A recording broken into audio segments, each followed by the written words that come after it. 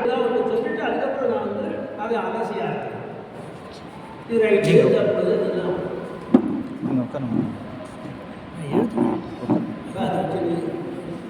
சண்டை நிறுத்திட்டீங்கன்னா முதல்ல ஒரு நீங்கள் தான் இந்த காலமே என்னன்னா வாட்ஸ்அப் காலம். வாட்ஸ்அப் போட்டு தான் எல்லாம் பார்த்துக்கலாம். வாட்ஸ்அப்பில் வந்து நீங்கள் பார்த்துக்கலாம், காணொலியும் பார்க்கலாம். அது ரஷ்யாவிலே நடைபெறுவது என்று அதை காட்டியிருக்கிறார். ரஷ்யா தானே நீங்கள் பார்த்துட்டீங்களா? இங்கே யாராவது பார்த்துக்கலாம் இல்லையா? கல் மதம் கல் மதம் அது 3 அதாவது விஞ்ஞானத்தை மீறி நடைபெறுகிற உண்மைகள் 3 அப்படின்னு போட்டுக்காரு.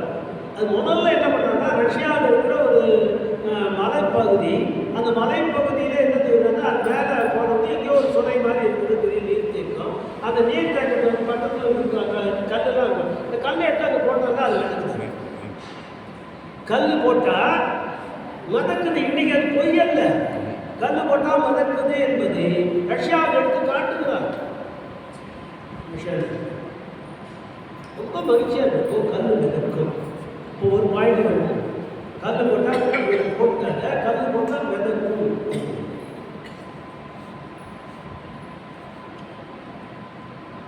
இது சாத்தியம் இல்லாதது அல்ல என்பது நமக்கு நல்ல தெரியும்.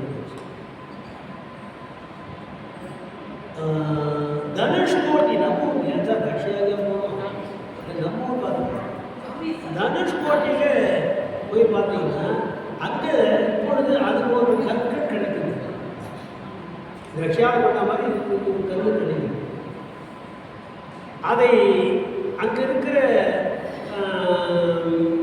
மக்கள் என்ன சொல்லுகிறார்கள்னா அந்த கல்லுலாம் போட்டுதான் ராமர் வந்து கடலை பாலமாக இருந்து கடந்து போனார் என்று இப்போ சொன்னாங்க. ஏன் அந்த அம்மா ஆமாங்க, நீங்கள் தனுஷ்கோடி அம்மா இந்த வீட்டுக்கு கொண்டு சரி போய் என்ன சொல்கிறாங்களா?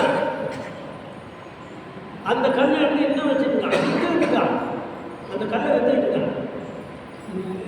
யாருக்குமே என்ன பண்ணுறோம் உங்களுக்கு தெரியாது. அந்த அம்மா அங்கே பார்க்குறாங்க, இது செஞ்சால் நாம கூட வாங்கிக்கலாம், அது ப்ரூவ் பண்ணுறாங்க.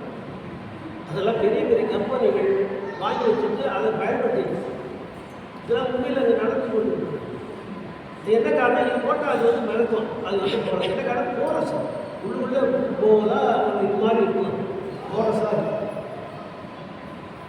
இப்போ நம்ம ஊரில் பார்த்துட்டோம்னா கல் மிதக்கணும். இன்னும் பல சான்றுகள், பல சான்றுகள். இப்போ நம்ம வந்து பார்த்தோம்னா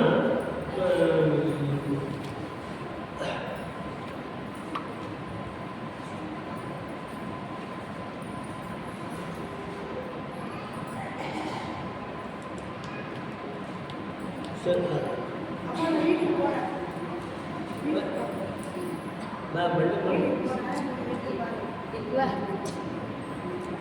இப்போ நம்ம வந்து என்ன நினைக்கிறோம்னா சார் வானம் தான் இதுதான் சார் அடிச்சு விடுவோம், ஊன்ற அடிச்சு விடுவோம் இல்லையா? அங்கே இதெல்லாம் என்ன கொடுக்க முடியாது, பார்க்க முடியாது. அப்புறம் ரஷ்யாவில் இருந்து நம்ம காட்டுறாங்க இல்லையா? இப்போ வந்து இது மூலமாக நமக்கு ஏதோ ஒரு செய்தி தெரியும். நம்ம கொஞ்சம் நோண்டி எடுக்கணும் அந்த செய்தி, அவ்வளோதான். இருக்கும் எதிர வந்து ஒரு பகுதிக்கு வந்தாச்சு, அது வர நடக்கும். இப்போ அதுக்கப்புறம் நோண்டி எடுக்கும். புராணத்தை சொன்னாங்க உடனே குழுன்னு சொல்லிட்டு தள்ளி விடாது.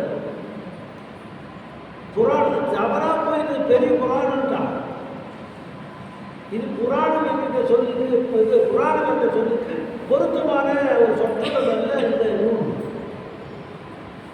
புராணம் என்று சொல்லிட்டு நான் சொல்லியிருந்தேன், அது என்ன பொறுத்துருக்கீங்களா? இதோட மருந்து கட்டுறதுக்கே நம்ம அரங்கணும் மணி இப்பவே பண்ணுறேன். சரி, அப்போ எந்த அளவுக்கு செல்லும் வளங்கள் செலுத்தும் இன்னொரு சொல்லும்போது செலுத்த மாட்டது அடுத்தது. புராணம் என்று சொல்வது புராதனம் என்கின்ற வடமொழி சொல்வது தெரிந்து, புராதனம் என்று தமிழ் சொல்லல. புராதனம் சொன்னால் என்னன்னா பழமையானது. புராதனம் என்பது நம்ம சொல்ல பூர்வீகம்னு சொல்றது தமிழ். பூர்வீகத்தில் அவன் எடுத்துக்கிட்டான். சமஸ்கிருதத்தில் புராதனம் எழுதுகிறான். புராதனமான கதைகள் இருக்கிறது புராணம். புராதனம் எவ்வளவு சார் புராதனம்? எவ்வளவு பழமை, எவ்வளவு பழமை. அந்த பழமைக்கு ஏற்றபடி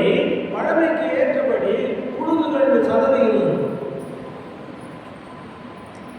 இப்போ ஒரு புராதனம் அவங்க சொல்றாங்க.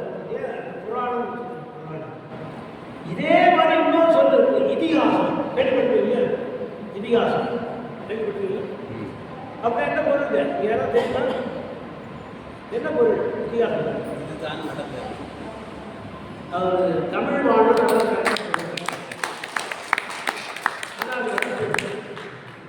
இதி என்று சொன்னால் வடமொழி, இதி என்று சொன்னால் இப்படி. அதுவும் தமிழ் தான் வேற சொல்லி தமிழ் இது என்று தமிழ் சொன்ன இத்தின்னு ஆகிடுது. இந்த குரு 3வது வடமொழியில் 2வது தீயா இருந்தார். நிறைய விஷயங்கள் அப்படிதான் நம்ம எடுத்து அப்படியே சொல்லலாம்.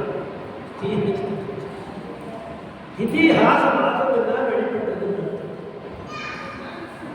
ஆசம் தான் ஒவ்வொன்று கமலஹாசன் அப்படிதான் இருந்தாலும் இதிகாசம் இப்படி நடந்தது. எப்படா நடந்ததுன்னு கேட்டீங்கன்னா, இது பல யுகங்களுக்கு முன்னாலே நடந்தது புராணம். பல யுகங்களுக்கு முன்னாடி சதுரங்கள் இப்பொழுது நமக்கு 28வது சதுரங்கள். ஒரு சதுரங்கள் கரியோடு இருக்கோம்.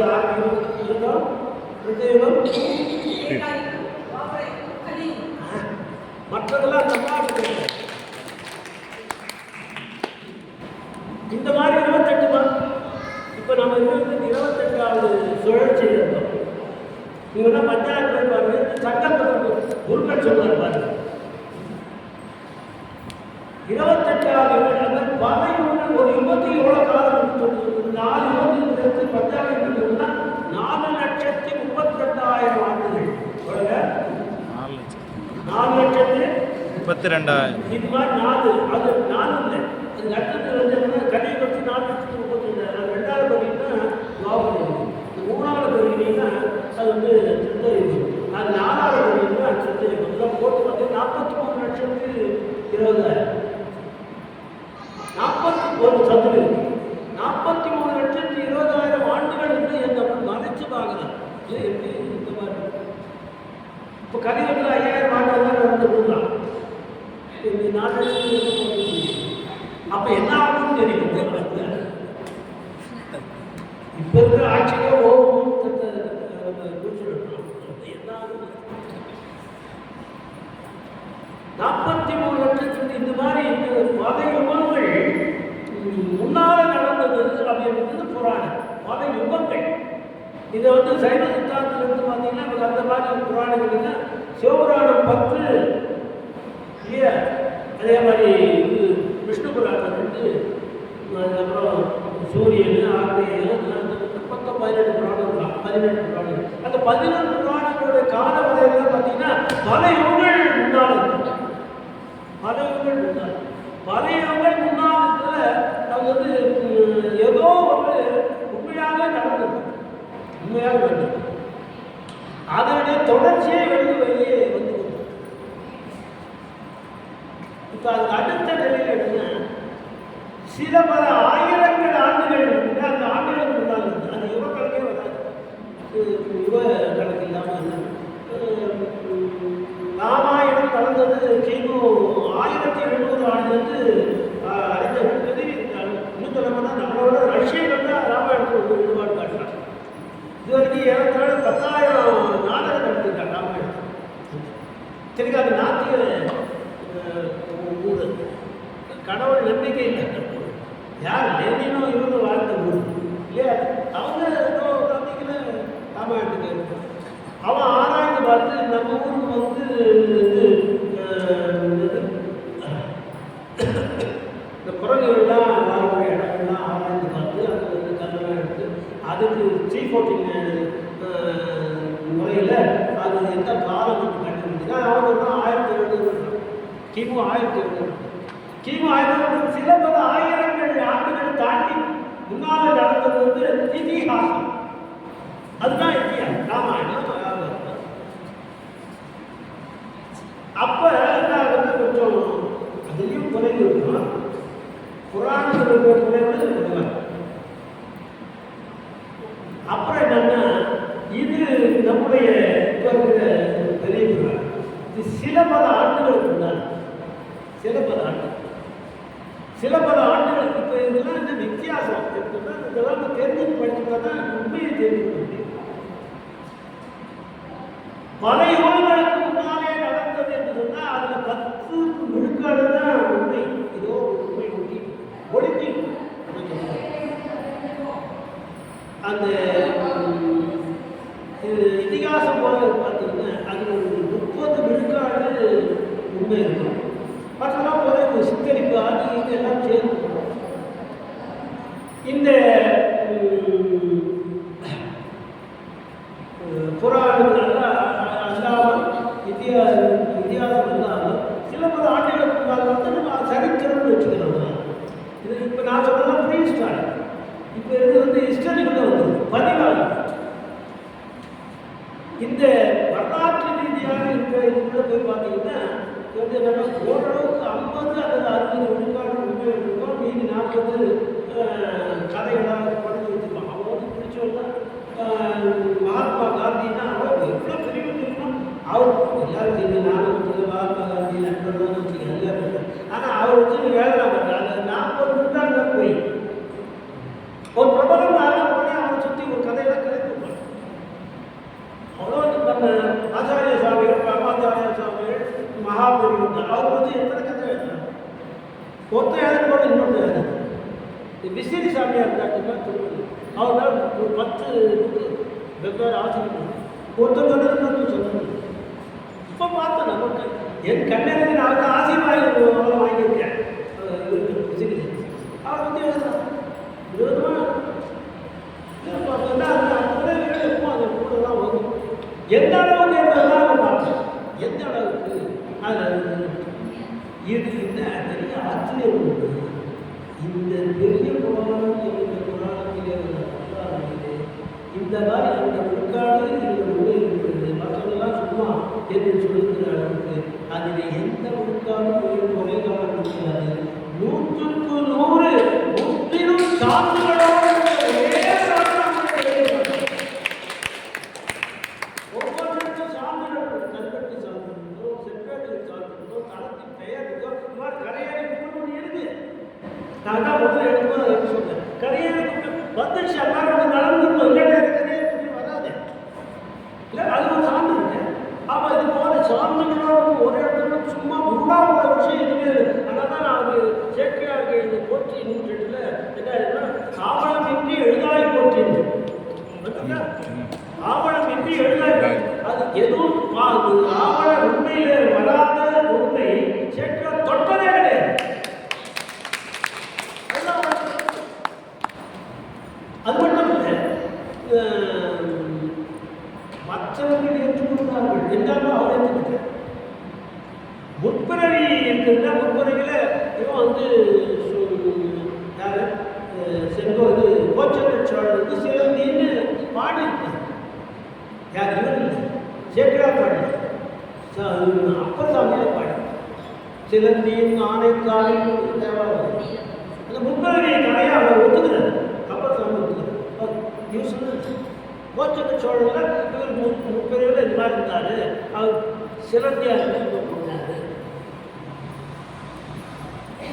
என்ன காரணம் தெரியல, அவரை மறுக்கிறார் அர்த்தம் இல்லை. இந்த இடத்துல அவரை மறுக்கிறார் என்ன நினைக்கிறாருன்னா, அவர் இந்த பாடுகிற அப்பர் சுவாமி அவரோட வரலாற்று தான் எழுது. அப்பர் சுவாமி சொன்னாலே ஏற்றுக்கொண்டது என்ன காரணம்? முற்பிறவில என்ன விதி, இதுக்கப்புறம் இங்க என்ன விதி, இங்க என்ன வினை, இங்க என்ன வினை வந்தது, அதனால் இது இப்படி நடக்கிறது அப்படின்னு உங்களுக்கு தெரியும். முற்பிறவிலே நடந்த வினைகளை இப்பிறவிலே உங்களுக்கு தெரியுமா? உங்களுக்கு ஏதாவது தெரியுமா? நாம் ரொம்ப பிறந்துட்டு இருக்கேன். ஒவ்வொருத்தரும் ஒவ்வொரு வயசு அவரோட வயசு நினைச்சுப்பாங்க.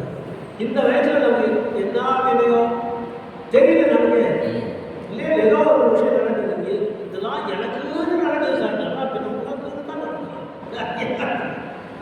அவருக்கு நடக்குது எனக்கு நடக்குமா? எனக்கு நடக்குது அவருக்கு நடக்குது, எனக்கு நடக்குது. சும்மா குழம்பு எனக்கு போன ஜென்மத்தில் இருக்கிறதுல இந்த ஜென்மத்தில் தெரியக்கூடாது சார்.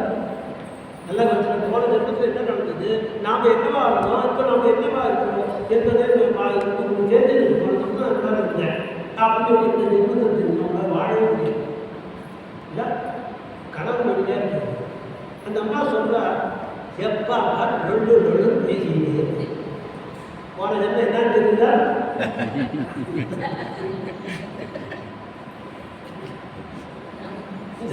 இந்த அம்மா இவர் வந்து நிறைய மாதிரி சொல்றாரு. இப்போ இவர் ரெண்டு பேரும் இது கீரி பாம்பு, கீரி அவன் கீரி நான் பாம்பு அப்படின்னு தான் வாழ முடியும். உண்மையாக கூட இருக்கலாம். இது சிலந்தி சோழனா இல்லை, சிலந்தி சோழன் அந்த யானை வந்து யானை வந்து எப்படி இடைவெளி அடைந்ததுன்னு வள்ளலாசுக்கு தான் தெரிஞ்சுக்கலாம். அப்பர் சாமி அதை சொல்லலை, ஆனால் வள்ளலார் சொன்னார். அந்த இன்னொரு யானை சண்டை போடுது, அந்த யானை என்ன ஆச்சு அப்படின்னா அது அவர் விடு தெரிய படித்தாதான் தெரியுது எது எதுக்கு வருது. இப்போ அதெல்லாம் திருக்குறள் அற்புதமான ஒருவரை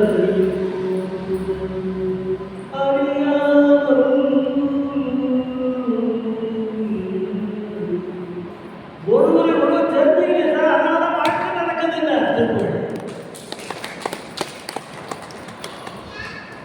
ஐந்தொழில் செய்யலாம் சார். ஐந்தொழில் செய்யும் போது அது மிக முக்கியமான தொழில் இருக்கும். இந்த மறைத்தல் என்பதுதான் முக்கியமான தொழில்.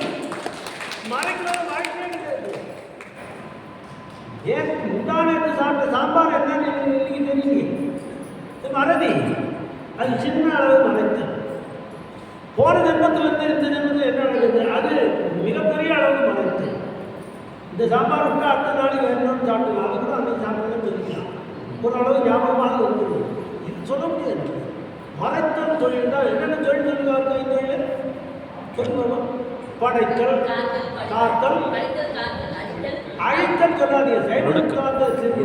ஒடுக்குதல். ஏன்னா விரும்பி மறுபடியும் பிறகுறான், அவன் அழியல. அழிவு என்பது இந்த சைவத்தால் கிடையாது, நிலை மாற்றம் என்பதுதான் சைவத்தில். வேறு ஒரு பிறவியில் வரும்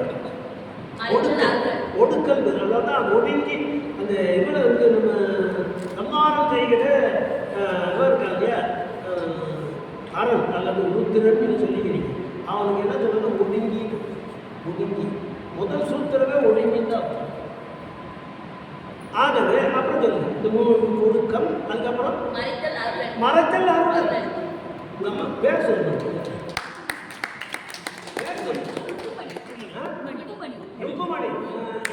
இந்த அம்மா பாருங்க, ருக்குமணி வந்து ரொம்ப நுணுக்கமா படிச்சிருக்காங்க. அந்த ருக்குமணியா அழகா எல்லாத்தையும் சொல்றாங்க. மகிழ்ச்சி. வந்ததான் ஒரு அறிவார்ந்த கூட்டத்தில் பேசுற திருப்தி சொற்பொழிவாளர் போகுது. அது சொற்பொழிவாளர் யாரா இருந்தார். அப்ப இந்த மறைத்தல் என்பது ஒன்று இருக்க வேண்டும். அது மறைத்தலை நான் விரித்து சொன்னேன். ஆனால் எம்பெருமானுடைய அட்மினிஸ்ட்ரேஷனில் நான் தலையிடுகிறேன். அவர் மிகப்பெரிய அளவில் ஒரு பெரிய நெட்வொர்க் வச்சுட்டு இந்த அரசாங்கத்தை நடத்திட்டு இருக்கார் இல்லையா? இந்த பல்வேறு முறையாக மக்களை வந்து பிறப்பித்தல், அவரை அழுத்தல் போகிறது, கொஞ்சம் கொஞ்சமாக அறிவியலை மேலே வச்சு தன்பால் அழுத்தது தானாக ஆக்குதல் என்பதுதான் அவருடைய வேலை. நீங்கள் நடுவில் போய் உள்ளே நுழைஞ்சி நீ யார் தெரியுமான்னு உள்ளே நுழைஞ்சிங்கன்னா அவன் செய்ய வேண்டியதாக செய்ய மாட்டான், அவன் வேலை ஏற மாட்டான். அப்போ நீங்கள் என்ன பண்ணால் you are actually tampering the administration of Sivaguru. அது தவறு என்று சேர்க்கிறார் ஃபீல் பண்ணுறார். அதனால் என்ன பண்ணுறேன், அப்பறே சொன்னாலும் நான் சொல்ல மாட்டேன் போனேன். இவ்வளோ பெரிய விஷயம் தான் நினைத்து சிவபெருமானே செய்கிறார். சிவபெருமானுடைய தொழிலில் நாமே தலையிடும்.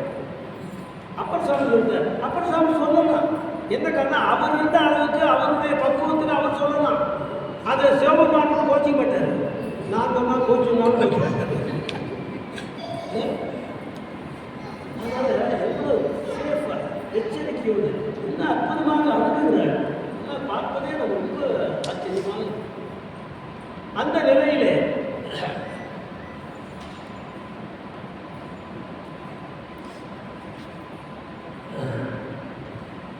அந்த நிலையை பார்த்தோம்னா இங்கே மறைத்தல் என்பது அவசியமாக இருக்குது. வெவ்வேறு இடத்திலே வந்து பார்க்க வேண்டியது. ஆக இந்த ஐந்தொழிலும் செய்கிற இவர் வந்து எந்தெந்த இடத்துல, அதாவது என்னென்ன நீங்கள் என்ன நினைக்கணும்னா இத்தனையும் நடக்குது. இதில் வந்து என்ன பண்ணுன்னா இந்த சான்றுகள் இல்லைன்னா அதை ஏற மாட்டேன். சான்றே இருந்தாலும் இந்த நிபந்தனை இருந்ததுன்னா நான் ஏற மாட்டேன். ஒரு முறைப்பாடு வச்சு எழுதுகிறாங்க. திசை நோக்கி வாங்க. தந்தையார் அடிக்கடி சொல்லுவார், மற்றவங்களாம் ஆரியாக்காரங்க அடிக்கடி சொல்லுவார், நாங்கள்லாம் தெய்வம் சேர்க்கிறான்னு சொல்லுவோம். எங்கள் அப்பா பெருமாள் வந்து முதலியார் என்ன சொல்லுவாங்க, ஒரு நாள் தெய்வ சக்கரவர்த்தி, இது தெய்வ கவிமா சக்கரவர்த்தின்னார்.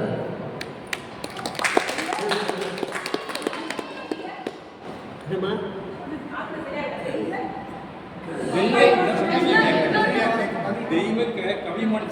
கவிமா சக்கரவர்த்தி அதை காப்பி அடிச்சு தான் இவருக்கு கவி சக்கரவர்த்தி கம்பன் சொல்லி அது கடைசியில் இவர் வைரமுத்து கூட கவி சக்கரவர்த்தி.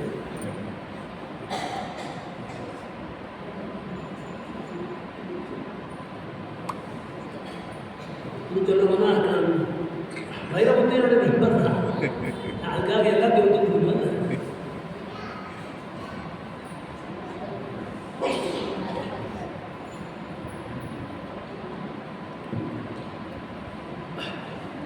அப்போ என்ன நம்ம தெரியுதுன்னா இது சான்றுகளோடு உள்ள ஒரு புராணம். அதனால அதில் கலந்தார். அடுத்தது பாரு, அடுத்த பாட்டு என்ன, சான்றுகளோட 100% சான்றுகளோடு அத்மாத். இதுக்கு போய் புராணம் பேர் வச்சுக்கோங்க. புராணம்னா எவ்வளோ அளவுக்கு பொறுத்துதான் இருக்குது. புராணம் என்ன சொல்லுவது, பல யுகங்களுக்கு முன்னால் நடந்தது. உலகத்திலே அது மாதிரி ஒவ்வொரு நாட்டிலையும் ஒவ்வொரு புராணம் இருக்கும். இங்கே வந்து தொன்மங்கள்னு வந்து அந்தந்த பிலிப்பைன்ஸ் நாட்டுக்கு ஒரு தொன்மம் இருக்குது. பிலிப்பைன்ஸ் நாட்டுக்கு ஒரு தொன்மம், ஜெகோஸ்லோவேக்கியாவுக்கு ஒரு தொன்மம், ஸ்பெயினுக்கு ஒரு தொன்மம். நாங்கள் இந்த இடங்கள்லாம் போய் வந்தோம். அதனால் தெரியும் அது இதெல்லாம் என்னென்ன தொன்மங்களாக வச்சுருக்காங்க. அதில் முக்கால்வாசி நம்ப முடியாது. ஆனால் ஏதோ ஒன்று ஒழிஞ்சிடும். ஒரு கடுகளவு இருந்தால் அதை அப்படியே பூதாகாரம் வாங்க முடியும். நம்ம அப்படி தான் சார் ஒரு கடுகளவு ரொம்ப பூதாகமாக இருக்கும். உண்மையிலே கூட அண்ணா சாலையில் அண்ணா சிலைக்கு பார்த்து ஒரு பெரிய விபத்து நடந்துச்சு. சும்மா போயிடுச்சு.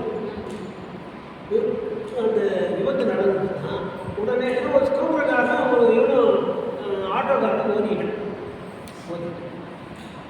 இது தூரம் வர வர இந்த செய்தி மாறிட்டே கிண்டிக்கு வரும்போது அது வேற விதமாக சொல்லப்படும். ஒரு ஆட்டோவை ஒரு இது ஓடிக்கிட்டு ஸ்கூட்டருக்கு ஓடிக்கிட்டு ஒரு கிட்டத்தட்ட கொஞ்சம் தண்ணி வந்து எல்ஐசிக்கிட்ட வரும்போது பார்த்தீங்கன்னா 2 ஆட்டோவோட சேர்ந்து ஒரு பைக்கும் இது ஸ்கூட்டரும் சேர்ந்து பயங்கரமான சண்டை. எவ்வளோ சத்தம் கட்டி ஒரு பாட்டு பயங்கர கதை கொடுக்கும். என்ன ஆச்சுன்னா 2 பேருக்கு பயங்கர அடி. கால் எலும்பு ஒருத்தர் போயிடுச்சு, கை எலும்பு ஒருத்தர் போயிடுச்சு. பார்க்கவே இல்லை. அப்புறம் இன்னும் கொஞ்சம் தாண்டி தேராம்பேட்டை ஆட்டோ இல்லை சார், போய் சொல்கிறான் 2 பஸ்ஸும் ஒரு ஆட்டோவும் 2 பைக்கும் ஒரு ஸ்கூட்டரும் இடிச்சுக்கிட்டு சார். இது எத்தனை பாருங்க கட்ட இதில் என்ன ஆச்சுன்னா பஸ்ஸில் இருந்தால் 2 பேர் இறந்துட்டான். பஸ்ஸில் இருந்தால் 2 பேர் இறந்துட்டான். ஆட்டோவில் இருந்தவங்க ஒருத்தவங்க போயிட்டாங்க, பைக்கில் இருந்தவங்க ஒருத்தர் போயிட்டான். அந்த பக்கம் பாருங்க, வண்டியே விடமாட்டாங்க. கிண்டியில் இவங்க இதே மாதிரி பேசிட்டு அந்த இடத்துல என்ன பண்ணுறது, முதல்ல ஸ்கூட்டரில் ஆட்டோ போடுது, அவன் ஸ்கூட்டரில் அந்த பக்கம் போயிட்டு புரியுதா, இவன் செத்தா போனான்னு சொல்லிட்டு அவன் தான் அதே ஸ்கூட்டரில் அவங்க இந்த பக்கம் போயிட்டு இருக்கான். இவன் என்ன பண்ண, அதுக்குள்ளே இவனே என்ன பண்ணா அவனுக்கு சமூகி இவனே எல்லாம் சடங்கு பண்ணிடுறான். அவன் போயிட்டு இப்படிதான் வளரும். இங்கே நடந்த சில மணி நேரங்களிலே அது எத்தனை சித்தரிப்புகளோடு ஜோடனைகளோடு மாறுது. பல யுகங்களுக்கு முன்னாலே நடந்த ஏதோ ஒரு சின்ன ஒரு நிகழ்வு நடந்துருக்கு, அதை இல்லைன்னு சொல்ல முடியாது. ஆனால் அந்த நிகழ்வு என்னென்ன மாதிரிலாம் பல சித்தரிப்புகள் அது என்னென்ன மாதிரி மாறி இருக்கு. 90% நம்ப முடியாது. அதில் தான் ஞானியாக்காவை இருந்தால் ஞானியாக்காவுடைய ஒரு மேற்கோள் காட்டுறது கந்தபுராணம் புராணத்தை நம்ம தான் சொன்னது கந்தபுராணம். அது ஒரு புராணம். கந்தபுராணம் வந்து என்ன சொன்னா, பிறையடி சடைபிடிப்பதால் தன் காதைகள் இறைவோ வருகிற யாவும் என்னையே யாவும் பெண் அப்படின்னு சொல்லிட்டு அடுத்து சொல்கிறேன். வந்து நீ தண்ணியை படிக்காதா, நீ இவ்வளோ தூரம் தண்ணி தூசு தண்ணி படிக்கவில்லை, எதுவும் உண்மைன்னு கண்டுபிடிக்கல. அதனால் கூட பக்கத்தில் யாராவது அறிஞர்கள் இருந்துச்சு, அறிஞர்கள் நாடி அவற்றை காண்க வேண்டும். நீ ஏன் படிச்சுன்னா தீர்ந்து ஒளிவு நடத்துன்னு ஒரு நூலை அந்த அரசாங்க அதை அவரே பதிப்பிச்சார். அந்த வழியாக நடந்து போகிற திருவத்தி போகிற வழியில் ஒரு வீதியில் வந்து பார்த்தா அப்போல்லாம் தென்னை கட்டி வீடு எல்லாத்தையும் யாரும் பங்கு போடணும். தென்னையில் உட்காந்து படிச்சுட்டு ஊர்லேருந்து பார்த்தாலே போனவர் ஒளிவு தான் கற்பிச்சு கிட்ட கூட்டாங்க. இது என்ன ஒளிவு ஐயா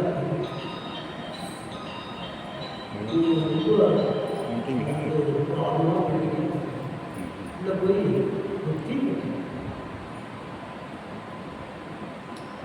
வடநாட்டுலாம் வந்து மாநிலம் தீப்பெட்டி அந்த தீப்பெட்டி கொண்டு வந்து வாங்கி புக்கை கீழே போட்டு கொடுத்துட்டார். அவர் பதிப்பிச்சது, அவர் பதிப்பித்த அந்த உள்ளுடைய நூலையே படிப்பு என்ன சொன்னார்னா, இதை படிக்கின்ற பக்குவம் உனக்கு இன்னும் வரவில்லை, எப்பொழுது அந்த பக்குவம் வருதோ அப்போதான் நீ படிக்கணும்னு. இதுக்கு பேர் தான் வந்து தெய்வத்துக்காக ஏகு, எதை படிச்சுட்டு எதை படிக்கணும்னு ஒரு ஏகு ஒன்று கட்டத்தை படிக்கிறேன். 3ஆம் கிளாஸ் படிச்சுன்னா 4ஆம் கிளாஸ் போகிற அளவுக்கு படித்தா தான் 3ஆம் கிளாஸில் நீ 4ஆம் கிளாஸுக்கு போகலாம் இல்லையா. அதான் ஏகு சம்பந்தம் வடமொழி. ஆகவே இந்த ஏகு இல்லாமல் நீங்கள் படிச்சிடாதீங்க என்று சொல்வது போல் இந்த ஏகு இல்லாமல் நாம் வந்து என்ன பண்ணால் இந்த வழிமுறைகளை பின்பற்ற முடியாது. ஆகவே நம்ம பல்வேறு இடங்களிலே என்ன சொல்லுங்க, வதந்திகளையே நம்பிக்கொண்டு தேவையில்லாத, அதாவது அறிவுக்கு ஒவ்வாத விஷயங்கள் எல்லாம் சொல்லி புராணம் சொன்னா அதை போய் கேட்டுக்கணும்.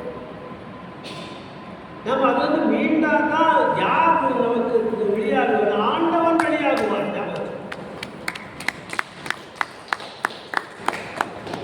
நீங்கள் கட்டதை நினைச்சிட்டீங்கன்னா ஒவ்வொரு புராணத்திலும் எத்தனை குறைகள் இருக்குது இதெல்லாம் சொன்னால் எனக்கு தெரியாது. அது ஒரு விஷயம். அதே மாதிரி திட்டி பேர் வாங்குறது கெட்ட பேர் வாங்கினார் வள்ளல். அவரும் சொன்னார் பல இடத்துல ஒரு பேர் நான் படித்து எது தெய்வம் அறியாமல் திகைக்கிறார்கள், தெய்வத்துக்கு கால் உண்டா கை உண்டா என்று கேள்வி கேட்பதில்லை. இதெல்லாம் ஒரு வசன பார்த்து இதையெல்லாம் நம்ம உணராமலே எதையோ படிச்சுட்டு எதுவோ சொல்லிட்டு ஒவ்வொரு பட்டியலும் புதுசாக நம்ம கற்பனை அடிட்டு போயிட்டு யாரும் அவங்க சொன்னாங்க நீங்கள் இந்த மாதிரி இந்த வாழை நாளில் போட்டுதான் விளக்கு தெரியும். இல்லைன்னா அதிகபட்சம் இன்னும் நல்ல ஒரு செல்வ வளரணுமா தாமரை நூலில் போட்டால் தாமரை எல்லாத்துக்கும் வாங்கி கொடுத்துருவாங்க. எவ்வளோ அந்த வளர்ந்து போயிருக்காங்க. இப்படியே சில பிரசங்கிகளே இருக்காங்க, சொற்பொழி வளர்ந்து சிரிக்கிறேன் அவங்க தெரியும் நினைக்கிறேன். இப்படி இதுவெல்லாம் ஆன்மீகம், இதுவெல்லாம் ஆன்மீகம். நம்ம பெரியவர்கள் நினைத்து பரப்ப வேண்டும் என்று நினைத்த ஆன்மீகம் இதுவல்ல. அது ஆண்டவனோட தொடர்பு வேண்டிய நூலோட தொடர்பு. எந்த நூலையும் நீ சேர்த்துக்கலாம் இல்லையா. நான் என்ன சொல்றது புரியுது, எந்த நூலையும் சேர்த்துக்கலாம். ஆக இந்த பெரிய புராணம் இத்தனை குறைபாடுகளையும் நீக்கிய ஒன்றுக்கு நம்ம வந்து பெரிய புராணத்தை பேர் தவறாக சொல்லுவோம். என்ன பண்ணுறாங்க பெரிய முதல்ல அவங்க நம்ம பெரிய புராணம் எடுக்கு மாக்கதைன்னு பண்ணப்படாது. ஆயிரம் எடுக்கு மாக்கதை மாதம் பெருசு கதைன்னா புராணம் பெரிய புராணம். இப்படிதான் பெரிய புராணம் சொல்லிப்பாட்டில் வந்து பெரிய திருத்தொண்ட புராணம் தான். அவரை தான் பாடுங்க. நான் 100 பாடுங்கன்னா அது ஞான சூரிய நாள் இருந்தது. நான் பார்த்து திருத்தொண்ட புராணம்னா அதுதான் உண்மையான பேர். பெரிய புராணம் வழக்கில் வந்து இந்த மாநிலங்கள்னா என்னவா இருக்காங்க.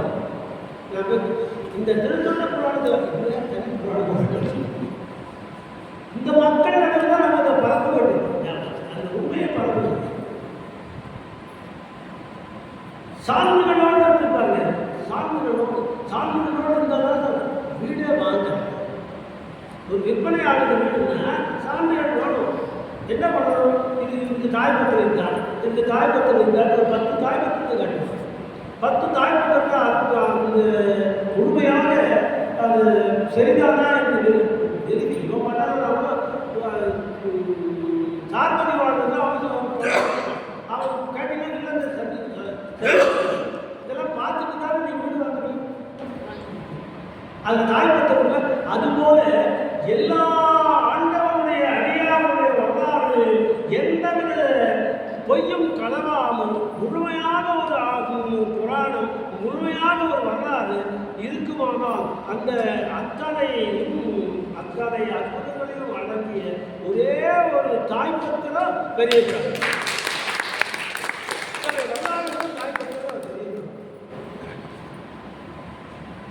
அந்த தாய் புராணத்தில் இப்போ வந்து நம்ம முதல் வேலையாக முதல்ல சொல்லிட்டோம்னா கல் விளக்கமானது 2 காரணம். இப்போ அதை வச்சு அகற்றணும். இதுதான்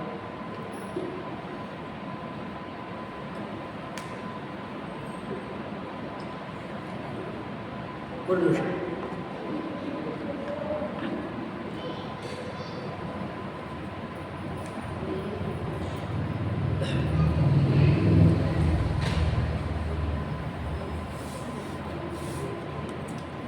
அங்கே ரஷ்யாவில் அந்த கல் ஏன் மிதந்தது? தனுஷ்கோட்டையில் இந்த கல் ஏன் மிதந்தது? இந்த கல் அந்த கல் இல்லை, அந்த கல் இந்த கல். அது இங்கே தனுஷ்கோட்டையிலேருந்து போரஸ் அதை ஆய்வு செய்யணும்னு சொன்னாங்க. இதெல்லாம் என்ன பண்ணுறாங்கன்னா சில வெஸ்டர்ன் இன்ட்ரெஸ்ட் சொல்லுவாங்க. சில பேர் அதில் லாபம் பெற வேண்டும் என்று நினைச்சவங்க அது வந்து கம்பெனிக்காக குருக்களுடன் இருக்காது. அதை மறைச்சு வச்சுருக்காங்க. ஆனால் அங்கே ரஷ்யாவில் அந்த மாதிரி ஒன்றும் இல்லை. அதனால் எல்லாரும் பெரிய காணொலியை கொடுத்தாங்க. ஆனால் அந்த கல் இந்த கல் அல்ல, இந்த கல். அதனால என்ன ஒரே ஒரு விஷயம் அந்த கல் கலக்குது, இந்த கல் கலக்குது இல்லையா? அதெல்லாம் தெரியும். ரெண்டு கல்லும் மிதக்கிறதுன்னு சொன்னால் அப்போ நமக்கு என்ன புரியுதுன்னா இதில் ஏதோ அந்த கல்லின் தன்மை அப்படி இருக்கிறது, ஏற்புடையதாக இருக்கிறது, மிதப்பதற்கு ஏற்புடையதாக இருக்குது. ஆகவே அது மிதக்கிறது. அது என்னன்னு நமக்கு தெரியல. ஆனால் என்னன்னா கல்லுடைய தன்மை மிதப்பதற்கு ஏற்புடையதாக இருப்பதனால் அங்கேயும் மிதக்குது, இங்கேயும் மிதக்குது. இப்போ நம்ம என்ன மிக முக்கியமாக இருக்கணும்னா அப்போ கல்லை பற்றி நம்ம ஆராய்ஞ்சோம்னா நமக்கு ஓரளவுக்கு வரும். நீங்கள் நினைப்பது போல இந்த கல் எல்லா கல்லும் ஒரே கல் அல்ல என்பதை எதுலேயே நம்ம தெரிஞ்சு கொள்ளலாம்னா நீங்கள் இந்த கல்லை போட்டால் நடக்குது, அந்த கல்லை போட்டால் நடக்குது என்று சொல்கிறது மேலாக நவமணிகள் அதெல்லாம் கல் தானே. மாணிக்க கல், வைடூரிய கல், கோமேதக கல், கல் தான் இல்லையா? கல் தான். ஆனாலும் நம்ம என்ன பண்ணுறோம், அதுக்கு விலை போட்டு அது இன்னும் சொல்லணும்னா ஆச்சரியமான ஒரு விஷயம் இருக்குது. வைரம் இருக்குது, அது அதுவும் கல், வைரக்கல்லுன்றான். அதில் கோகினூரத்தின்னு நம்ம ராணி எடுத்து வச்சுருக்கா.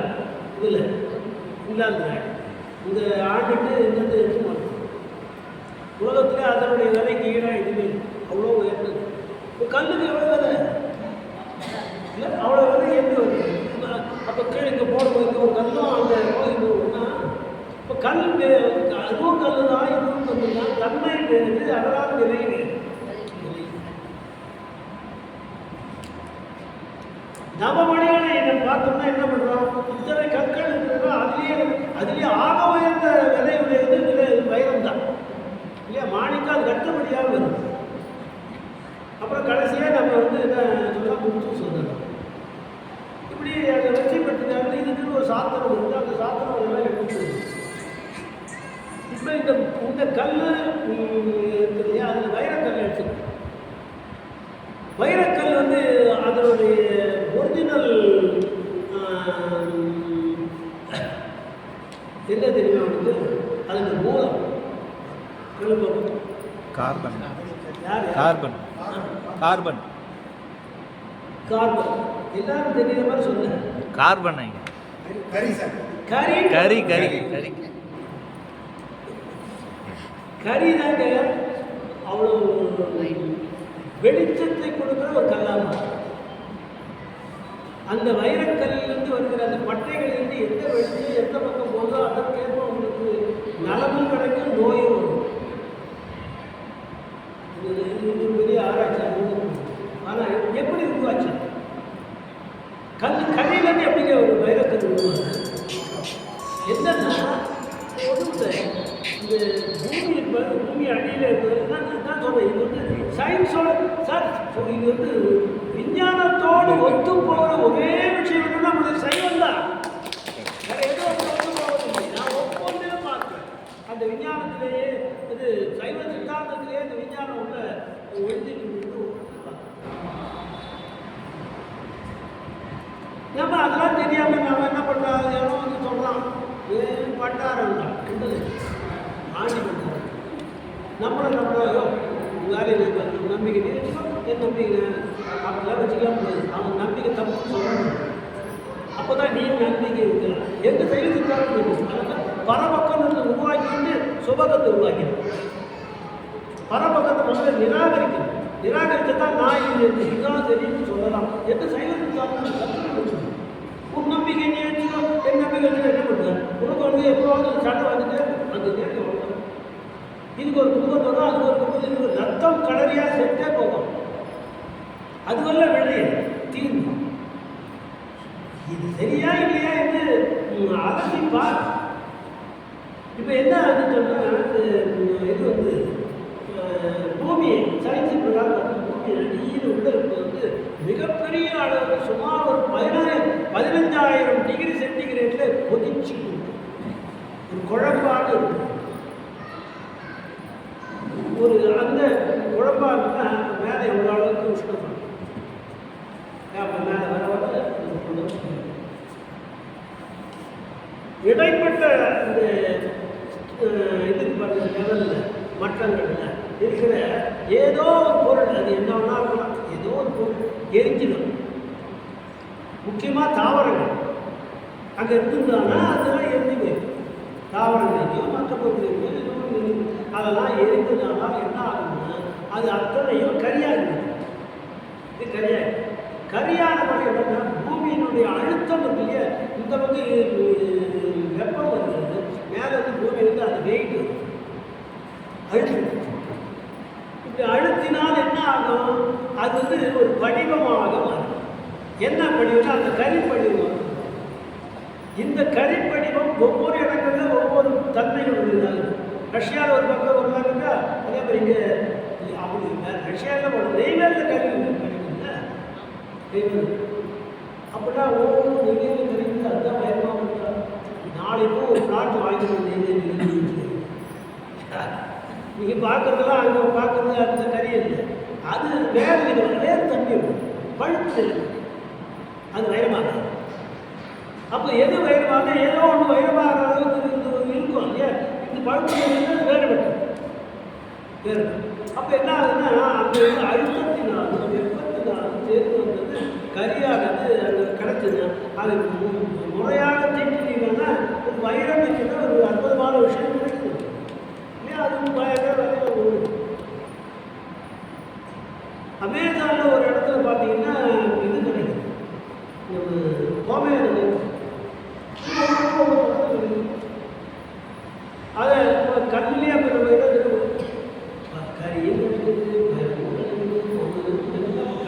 கல்லிலேயே பலவிதமான கற்கள் இருக்கிறது தெரிஞ்சுக்கணும். எந்த கல்லிலே எந்த தன்மை இருக்குதோ அதற்கு ஏற்ப அதனுடைய விதையில் இருந்து அதனுடைய தன்மையில் ஆகுது. அந்த தன்மையை பயன்பாடு ஒருவர் அந்த பயன்பாடு அந்த அந்த பயன்பாடாக மாறுது. அவ்வளோதானே. இப்போ இன்னொரு விஷயத்தை நம்ம இதுலேயே பார்க்கணும்.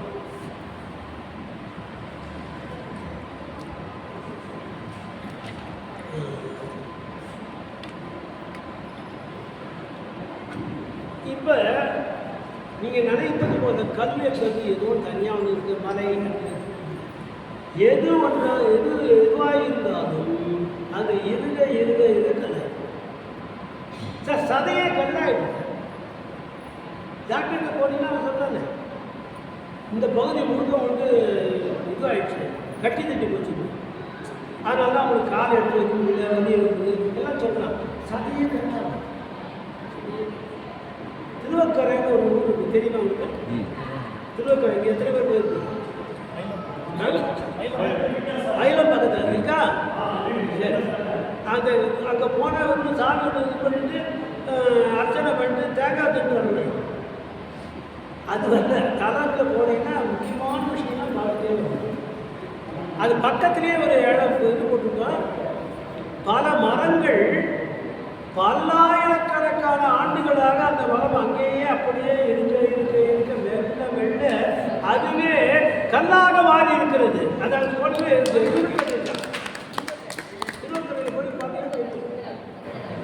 இது எத்தனை ஆயிரம் ஆண்டுகள் மரம், இது எப்படி கல்லா இருக்கு? இது எத்தனை சுமார் ஒரு 5-6 மரங்களை போட்டிருக்காங்க. அந்த போர்டே ஒன்று போட்டிருப்பாங்க. நல்ல காலத்தில் அது வந்து என்ன 1800 பிரிட்டிஷ்காரன் போட்டது அந்த போர்டு போட்டு. இன்னைக்கு போய் பார்த்தீங்கன்னா தெரியுது. அப்போ ஒரு மரம் இருக அதில் கல்லா மாறி, ஒரு சதை மாறினா கல்லா மாறி, மரம் கல்லா திருவக்கரை. அது மட்டும் இல்லாமல் இங்கே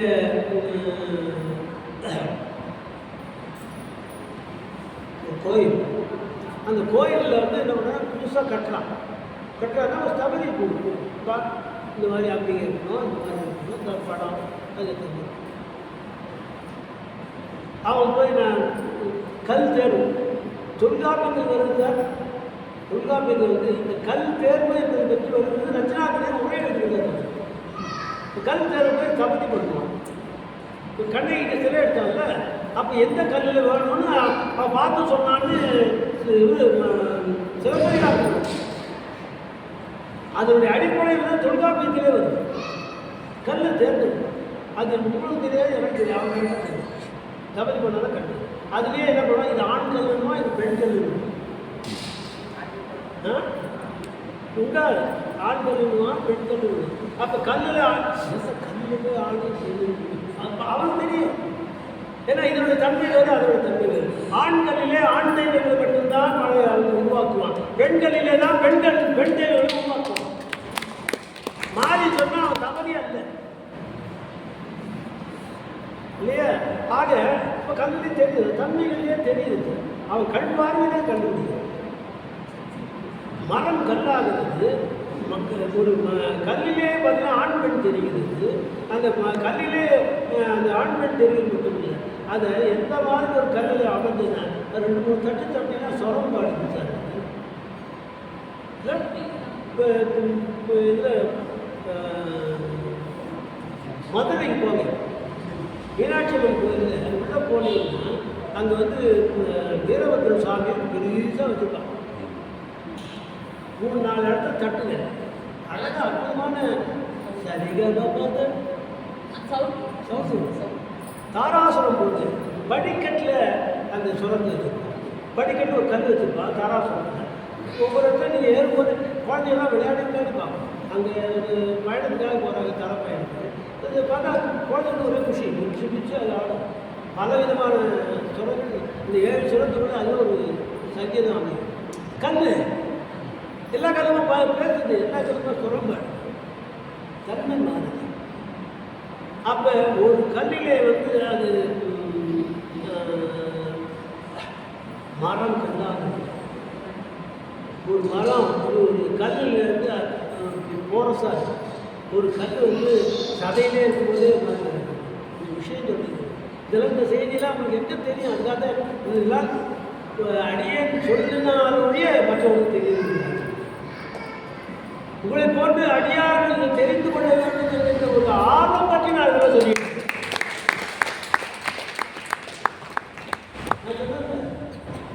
இது சதையே கல்லாது. ஏறத்தாழ ஒரு சின்ன அந்த மாதிரி ஒரு பகுதி தான் மரமே கல்லாது. அது மாதிரி உடம்பு, இந்த உடம்புல சதையே கல்லாது. விராலிமலை திருப்புகழ் இந்த செய்தியை சொன்னார்.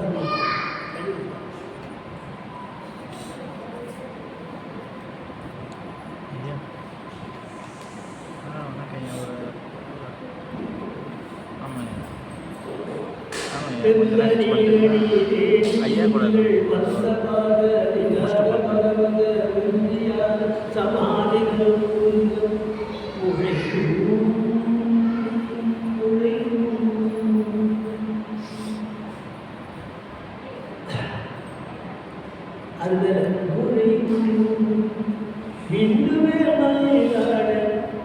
பாட்டு விண்டுமே மயிலாட இனியங்கள் உண்டு காவடி பாடவில்லை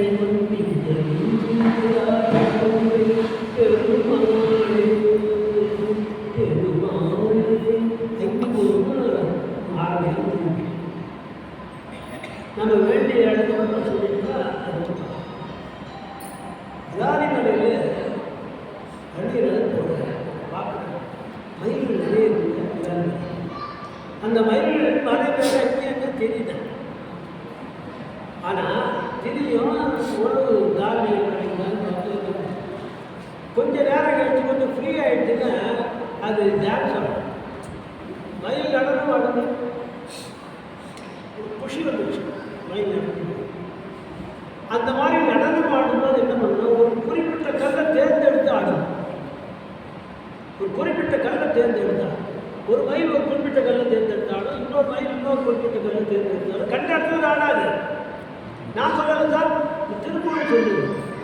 எந்த கல் என்று அது தேர்ந்தெடுக்குன்னா சொல்றாரு. ஆச்சரியமான ஒரு செய்தி சொல்லுறாரு. என்ன சொல்றாரு? வெந்த நீரணி வேணிகள்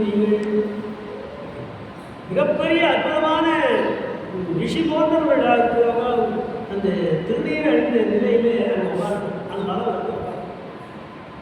பக்கத்துல தொகையாக இருக்கும். அவங்க அங்கேயும் பட்டு பார்ப்போம்.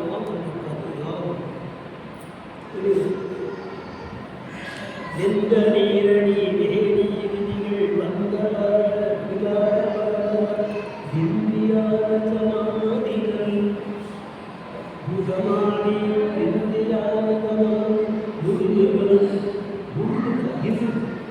முருகுகள்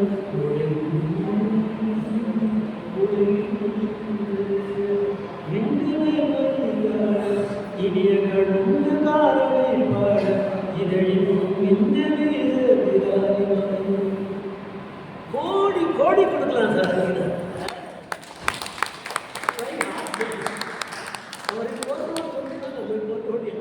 என்னைக்கு தெரிஞ்சு போகணும் விராலி வேலைக்கு எத்தனை நான் முதல் தடவை விராலி வேலைக்கு போனபோது விராலி வேலைக்கு வா என்று எப்படி அதிகாரி அழைத்தாலோ அதுபோல நானா போகல. அந்த அழைப்பு வந்து நான் ஃப்ளைட்டில் போனேன். அந்த இடத்துல பார்த்துட்டு வரும்போது எனக்கு இந்த பாட்டு ஞாபகத்தில் அதனால் ஒவ்வொரு வருஷத்துக்கும் பார்த்து வந்தேன். கண்ணீர் வந்து பெரிய விஷயம் எவ்வளோ அழகாக எடுத்து சொல்லியிருந்தேன். இதெல்லாம் மக்களுக்கு சென்று சேருது. தமிழை பாடி வடமொழியை பாடு, தமிழை பாடு, தமிழ் தெரியலையே. என்ன ஆகுதுன்னா அங்கே வந்து இருக்கிற அந்த ரிஷிகள் போன்ற முனிவர்கள் வச்சுக்கணும். ரிஷிக்கு அது இறுதிகள்னா முனிவர்கள். ஒரு முனிவர்கள் வந்து அங்கே விராலி மலையில் சொல்லி பெருமானுக்கு சேவை செய்கிறார்கள், யோகம் செய்கிறார்கள். அங்கேயே தங்குறாங்க. அங்கே 5 ஸ்டார் ஹோட்டல்லே கொடை இருக்கணும். அது வந்து அவருக்கு வந்து வந்து உட்காந்து அவர் பண்ணியிருக்காங்க. நிட்டை கூடணும் இல்லை, நிட்டை கூடினார்னா என்ன அர்த்தம்? இந்த உடம்புல இருந்து அவர் பிரிஞ்சிட்டார். உடம்புல இருந்து பிரிஞ்சிட்டார். உடம்பு அது மட்டும் தனியாக நிற்குது. இது அப்படியே இருக்குது. அதை வந்து ஆட போகிறது அப்படியே அது அப்படியே இருக்கும். இவன் உள்ளுக்குள்ளே உள்ளொளி நோக்கி பயணம் செய்து யோகியார் உள்ள போயிட்டு. அப்போ இது வந்து உடம்போடு அது திருவள்ளுவர் கூட சொல்கிறார். அது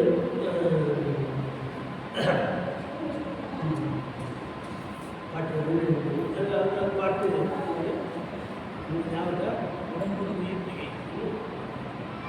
உடம்பை தனித்தொழிய உடம்பை தனித்தொழில் உடம்போடு உயிரினை நட்பு நீங்கள் அதை சொல்றீங்க. அதில் என்ன பண்ண நீ அதை வந்து பிரிஞ்சு வச்சுட்டு வந்துட்டீங்கன்னா உனக்கும் அந்த உடம்புக்கு என்னையா சம்பந்தம் என்ன இருக்குன்னு கேட்குறேன். இப்போ நான் சொல்கிற இடம் அது பிரிஞ்சுட்டாங்க. அந்த இடத்த வள்ளுவர் சொல்றாரு.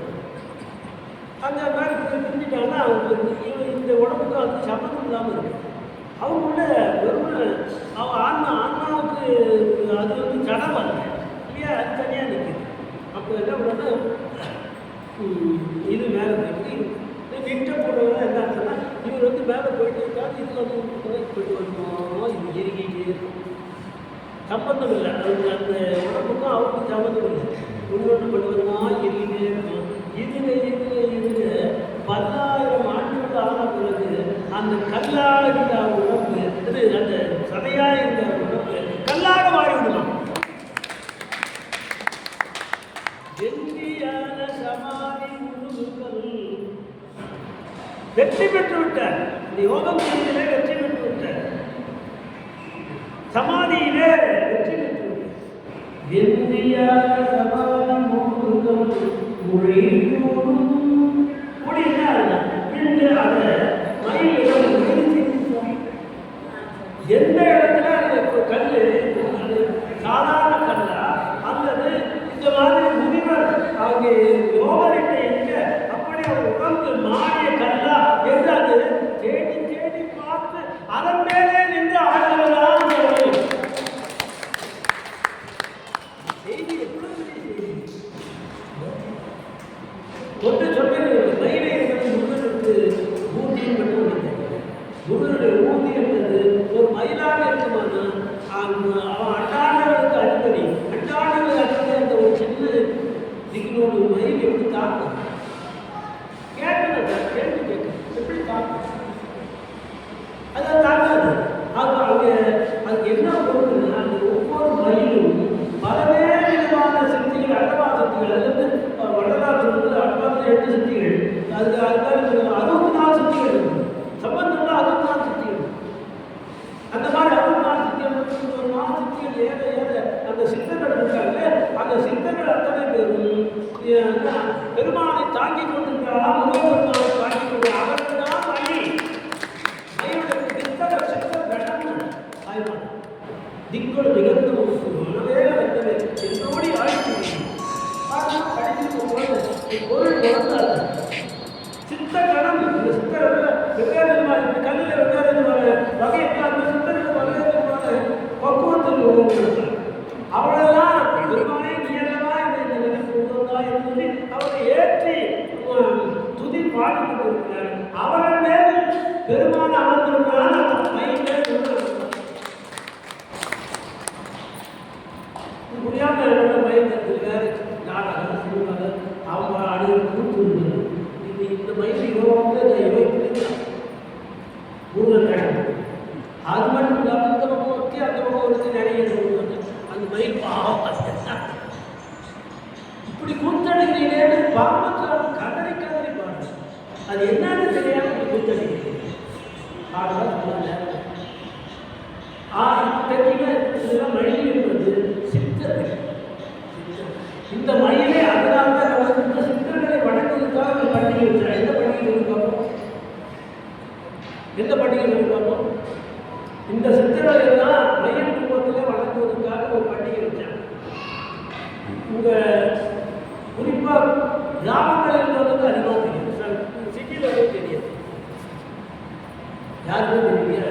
சரி பசி நேரம் அதிகமாக சோதனை மயிலாடுன்னு ஒரு பண்டிகை இருக்கா?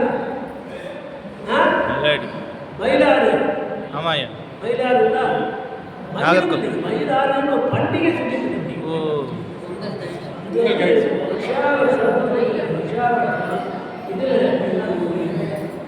கை பிறந்து 8ஆம் நாள் கை பிறந்து 8ஆம் நாள். இந்த மயில்களுடைய ஆறு இந்த சித்தருடைய வழியில் சென்று இறைவனை வளர்ந்து என்று கொடுத்த பண்டிகை அது. ஆறுதான் வழி குரு மயிலர் நல்லா இருக்கும்போது கண்களிலே நீர் தாரை தாரையாக வழித்து வழித்து கொடுத்துனா ஒவ்வொரு வருஷமும் அந்த வாங்கெல்லாம் அந்த பண்பாடெல்லாம் மறைந்து போயிட்டு பார்க்கும்போது மனிதன் ரொம்ப வருஷம் ஆக அந்த மரம் கல்லில் முனிவர்களே அந்த கல்லில் ஆரம்பிச்சான். ரஷ்யாவில் நடந்த கல்லில் இத்தனை விதமான கற்கள் இருக்குமானாலும் அந்த கல்லில் என்ன நடக்குது இப்போ விஞ்ஞான ரீதியாக ஒரு 5 நிமிஷம் சொல்லி கொடுத்துட்டு நான் நிறைவு செய்வேன். இப்போ என்ன மாறுது இல்லையா? அது வந்து மாறி இருகுதல் என்பது ஒரு மாற்றம். இருகையிலே காலம் போகும் இதுவே இப்படிதான். இதுவே நீங்கள் நெகிழ்தல் ஒரு மாற்றம் இருக்குல்ல, நெகிழ நெகிழ என்ன ஆகும்? உடனே என்ன ஆகும்? பஞ்சு போல ஆகிடும். நெகிழ நெகிழ அது பஞ்சு போல ஆகிடும். சயின்டிஃபிக்காக ரசாயன மாற்றம் நடக்குது. ரசாயனம் என்ன சொல்லுன்னா வேலண்ட் எலக்ட்ரான்ஸ் சொல்லுது. அந்த வேலண்ட் எலக்ட்ரான்ஸ்லாம் திடீர்னு மேலே கடைசி பகுதியில் இருக்க சுற்று பாதையில் வர சில எலக்ட்ரான்ஸுக்கு அதில் போடுறது, சில எலக்ட்ரான்ஸுக்கு இதில் போடுறது. இப்படி அந்த உள்ளே அந்த அணுக்களில் இருக்க அந்த எலக்ட்ரான் இந்த பக்கம் அந்த பக்கம் மாற்றி மாற்றி போட்டு நெகிழ்ந்து நெகிழ்ந்து போட்டு என்ன ஆகுதுன்னா இறைவனது கல்லாக இருக்கும். இப்படி இறைவனது மாற்றி கொடுத்தாலும் தான் அது என்ன ஆகும்? பஞ்சாகிவிடும். அப்படி அந்த மாற்றம் தான் கேட்கிறார்.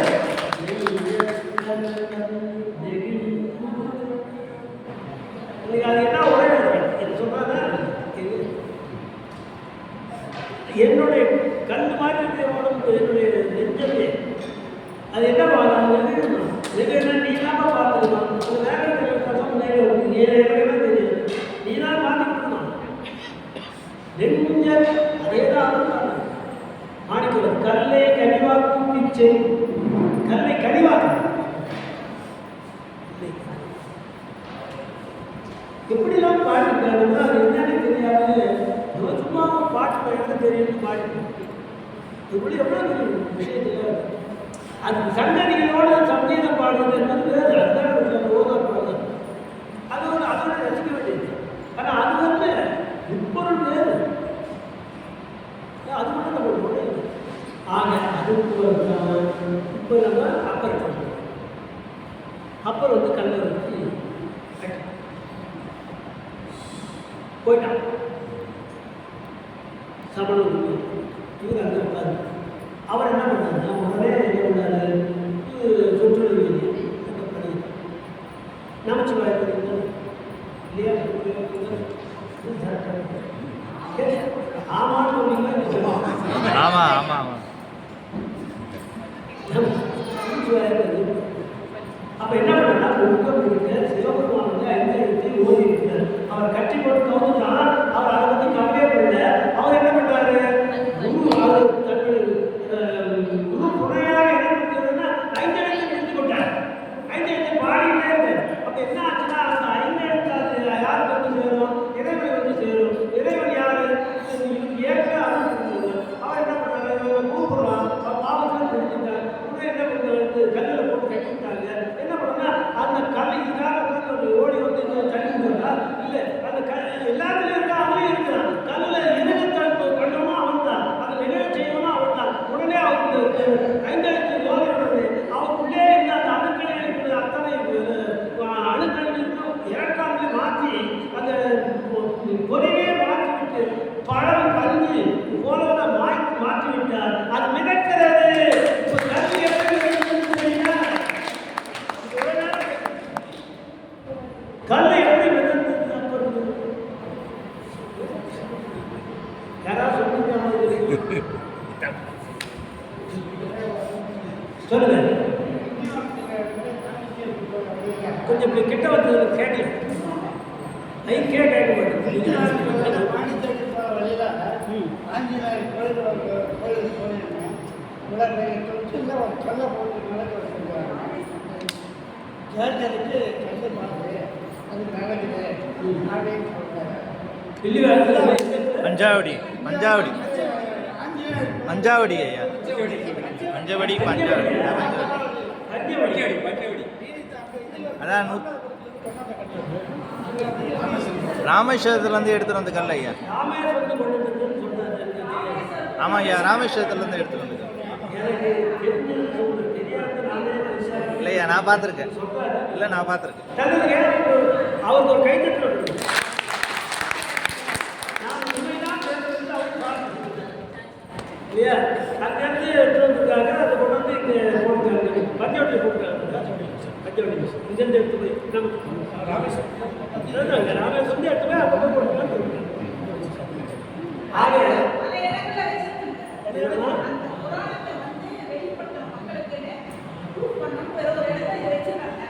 அதான் அது வந்து புராணத்தில் என்ன பண்ணணும்னா அது வரைக்கும் தெரியும். புராணத்தில் தெரிஞ்சுக்கணும், என்னன்னு தெரிஞ்சுக்கணுங்க. அதுக்கு வந்து உண்மை தெரியணும்னு தான் நினைக்கிறான். ஆனால் அவன் அந்த மாதிரி பண்ண இங்கே தான் ஆஞ்சநேயர் வந்து நான் ஒரு விஷயத்துக்கு போகிறேன் சார்.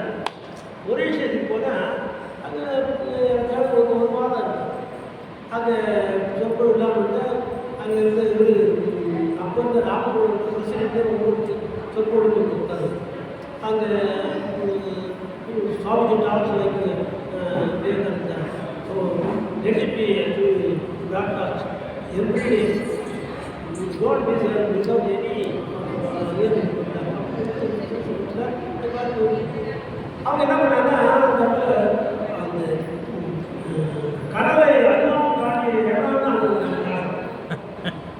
கடலை அதுவும் தாண்டி மொழிஷியில் கட்டுறாங்க.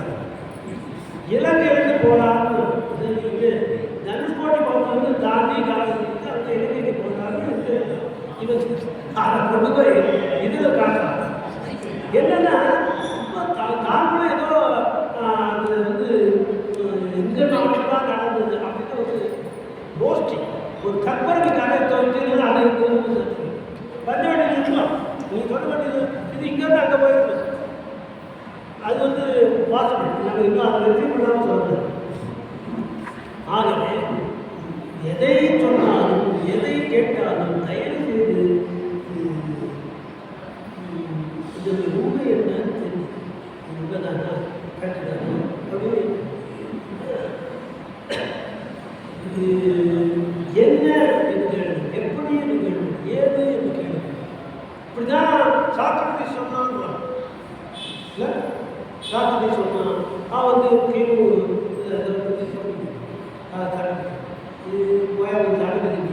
அதே சாக்ரட்டிஸ் மேலே சொல்லி நம்மால் சொல்லி கொண்டாடு எப்பொருள் யாராவது கேட்டா அப்பொருள் எப்பொருள் காண்பதே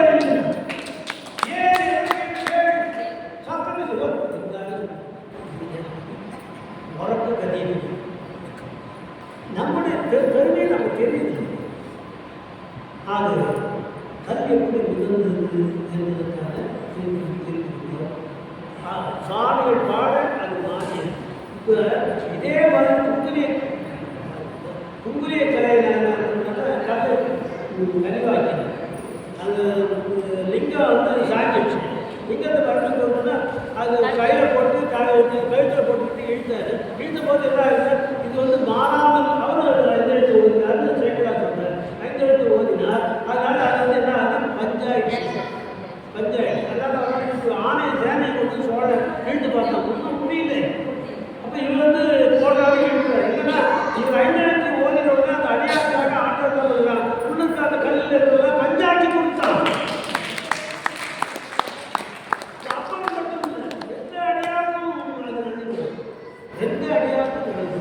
அதுதான் அவரோட பக்குவத்துக்கு போகுது. இந்த குப்பனை கலையினால இதே கடலை கட்டி போட்டீங்கன்னா அவர் நடந்து வருவார். ஒவ்வொருத்தருக்கும் ஒரு பக்குவம் இல்லையா? ஒரு 5 நிமிஷம் விட்டு பொறுத்து நான் நேரடியாக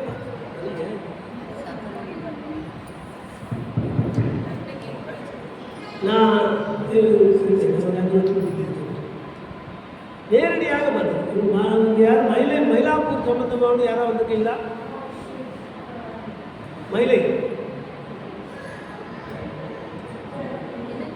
மயிலை குருஜி சுந்தரராம சுவாமின்னு கேள்விப்பட்டிருக்கீங்களா?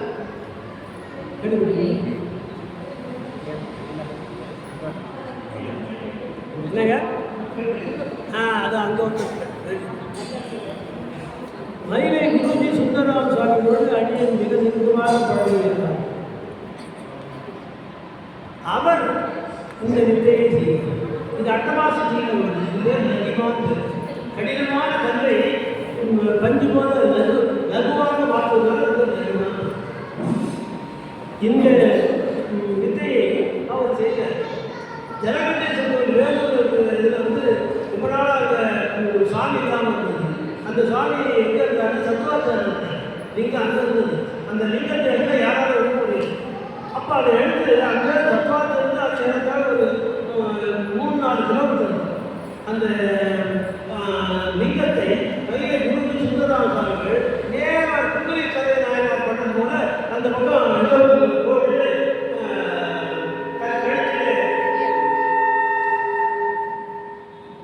அது கழுத்திலே அந்த கையை போட்டு இழுத்தார். இழுத்து கொண்டு போய் ஜலகண்டேஸ்வரர் கோயில் சேர்த்தார். இன்னைக்கு ஜலகண்டேஸ்வரர் கோயிலாக பழகிடுச்சு. நான் அப்பா வச்சவங்க கேட்கல.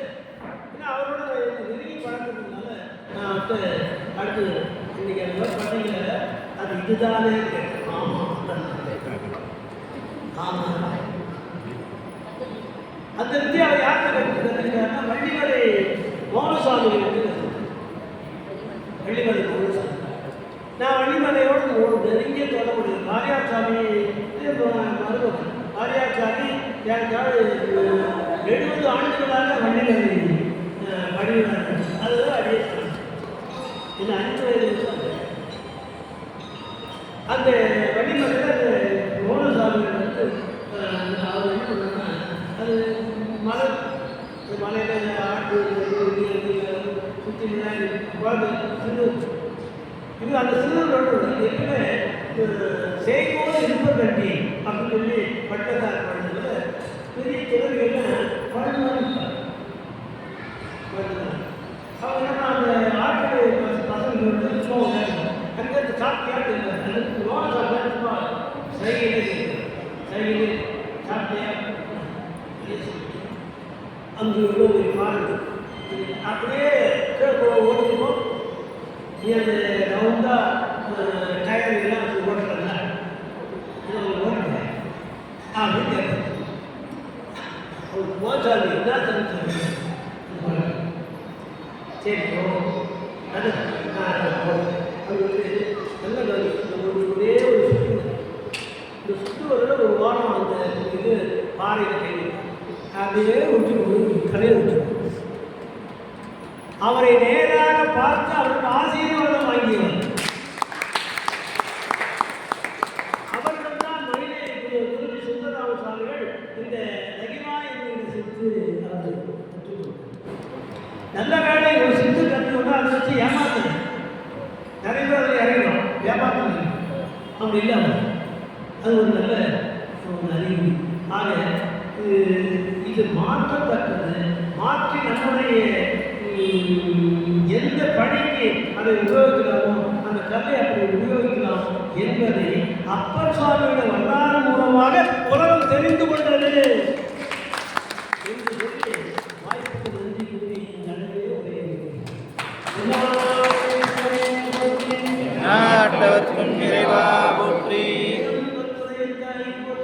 ஆகம் பெண்ணுரு ஆனாய் போற்றி. அவளும் தானும் உடனே காண்க.